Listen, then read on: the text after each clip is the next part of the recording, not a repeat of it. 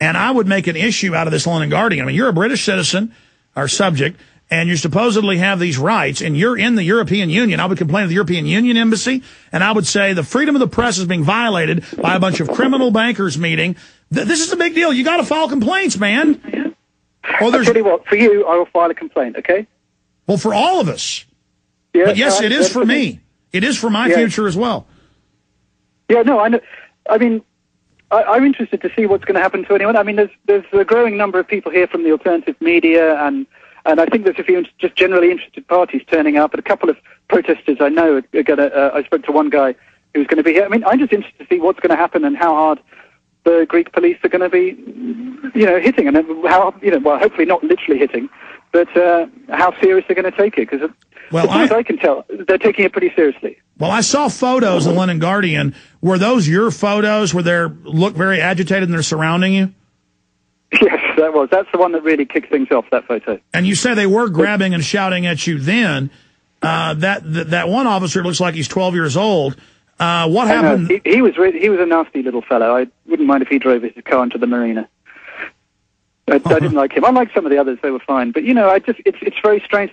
It makes it. You know what the situation does is it makes bad people out of good people. Operative word, little fellow. He has a Napoleon complex, probably. Yeah, I didn't like him at all. He's a bully. Anyway, so yes, I'm free. Hello. Oh, that was a thought crime right there. Did you know that your own Home Secretary, Jackie Smith, is banning people who criticize the government or criticize open borders from coming to England? See, in the future, and they do this in Canada, when you show up, they say you're a thought criminal, so that's why you get arrested. I mean, is that good? I thought England had the Magna Carta, 1215. 12:15, almost lunch. Do you know what? I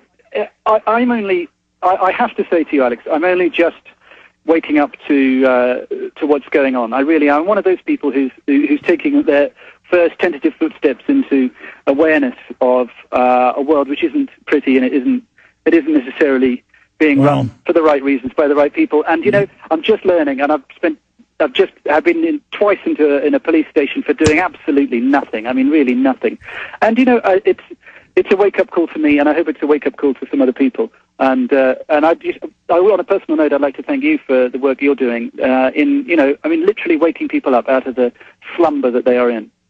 Well, I appreciate you, and I was talking to Paul Watson, who you emailed. We've got your email saying that you are aware of the radio show and have listened to it. How long have you tuned into the radio show or seen the videos?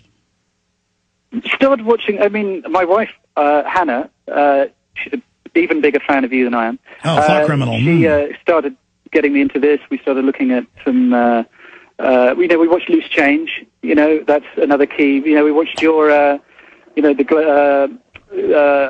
forgot the name of it, Global Conspiracy Countdown, whatever it's called. Isn't that terrible? I forgot the name of your movie. And, a couple of those videos, started looking at that, started reading, started listening to the radio show. And you've got some really interesting guests on, and, you hear some new ideas, some different perspectives, and, I mean, thank God we've got the internet now. I don't know how long we're going to have it for in the way that the level of freedom of communication we have at this second. I don't know. That scares me. But at the moment, this is a time of awakening, I think, for everyone. I genuinely believe that, and I don't know how many people are going to, wake up. Sorry, I keep saying that, but it is the appropriate metaphor, I think. I don't know how many are going to, and let's just hope it's enough. Well, the London Guardian needs to make a big deal out of this because, we have the Times of London, we have Haaretz, we have all these big papers. In fact, I'm going to read those later on air. I thought I'd printed the Haaretz story. Just Google Bilderberg and Haaretz, or Haaretz, and it's one of the stories down, and it says, Global Elite Meeting to Chart Future of World Government. All these news articles I'm reading this morning and today, they're now admitting it. This is a big deal because in the past, I had the New York Times just 8 years ago say I was insane, it didn't exist. Bohemian Grove didn't exist. Bilderberg Group didn't exist.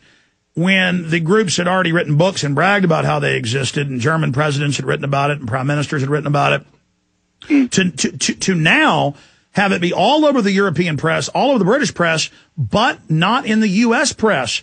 Last year was the biggest blackout we'd seen in a decade.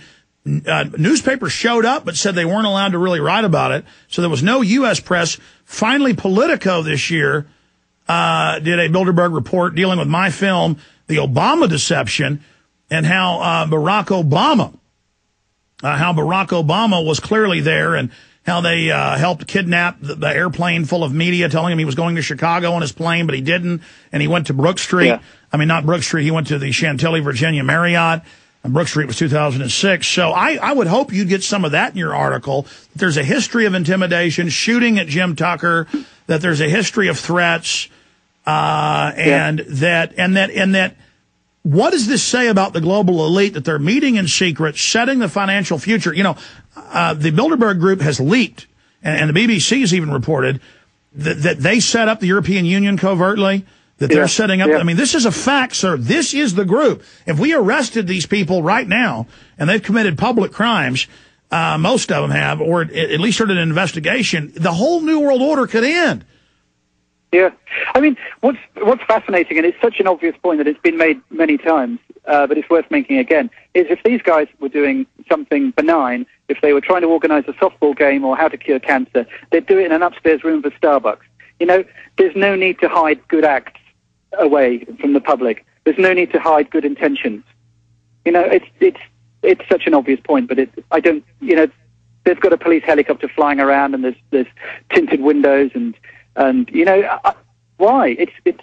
Well, we all know why, but if it was all so benign, I get the feeling it would be, you know, just a little bit softer around the edges. How would you like being shot at? Well, it's, you know, I'm pretty much got my fingers crossed that doesn't happen. Well, they do that. They also call your wife just in case they do it, because this happens to everybody's wives. They'll call up and go, Hi, is Charlie there? And your wife will go, no, I'm serious. I'd call her before they do it. Sorry, I'm laughing. But no, I mean, they do this to most reporters. No, it's serious. They'll go, but I understand, but it sounds like a joke when I do it. The point is, hi, is Charlie there? No, he's not going to leave a message. Well, yeah, who's this? Well, this is his wife, Mrs. Skelton. That's impossible. I'm pregnant with his baby, and we're engaged. And then the woman will start crying and saying, well, I'll give you mine now, you know. And then they'll call up. If you have a little dog in the backyard, they'll say, I'm watching your little white dog right now. You're like, excuse me? And then your wife looks out the window, and the dog's there and goes, yeah, and that's when I'm going to stab you and rape you. So, I mean, it's the government. They're watching the dog while they do it. I mean, it's real, bud. These people call your women up. So I just want you to know these are hardcore criminals you're dealing with. I mean, Zbigniew Brzezinski wrote a book 2 years ago bragging that what we already knew, he funded Pol Pot to kill 35% of the Cambodian population. These guys, Mr. Skelton, write books bragging about who they've murdered. You understand? It's a very interesting point what you're making there, is that a lot of the documentation, a lot of the ideology behind the shift towards globalization, it's been printed. It's open. It's out in the open. It's kind of so big. The point I was making, I think, in one of my pieces, it's so big and so much out in the open. People don't see it.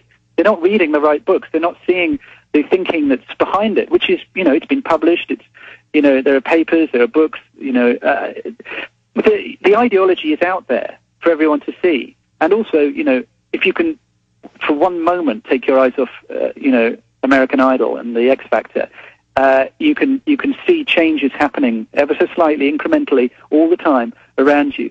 But the problem is, people just don't have to. It's becoming. I genuinely think it's psychologically impossible for a lot of people to notice and to think and to see. I do, and that's one of the great horrors. They've rendered us stupid. Well, most reporters get those calls that actually go to Bilderberg, so I'm just giving you a warning to let her know, since you're online, to just laugh Hannah, it off when they call. You had your warning, Hannah. Okay, so she's listening. Now, we appreciate your time. Do you have a website, books, writings, stuff you want to point people at? Apart from yours, no. Do you know what? I might start writing some more things on this subject. This is the first time I've tackled this subject in any way, and you know, it's certainly I didn't set out to Athens thinking I'd be detained twice by the police. So, I might write some more. Then again, I don't want my dog threatened. So, I might just go back to writing jokes about anyone. Well, no, they're not threatening the dog. They will tell you, oh, you're there, just made yourself, it looks like, is that coffee or tea you're making there? Hello? Excuse me? And you're like wondering how they're looking at you. And it's like, that's right, bitch. I'm going to stab you and rape you to death. How's that sound? So I'm saying, and they'll say it just like that. So I'm just trying to give you an idea who these people are. I'm telling you, Mr. Skelton, I've been down the rabbit hole. You're starting to go down it. And you've opened up your first step into a wider world. And there's good things and there's bad things about it. But I'm just letting the listeners know, too, for folks, you ever wonder about the New World Order and who they are? These are murdering criminals. And these are the bankers, and we have this from inside Bilderberg, that are engineering the financial collapse. We said that 3 years ago today. We said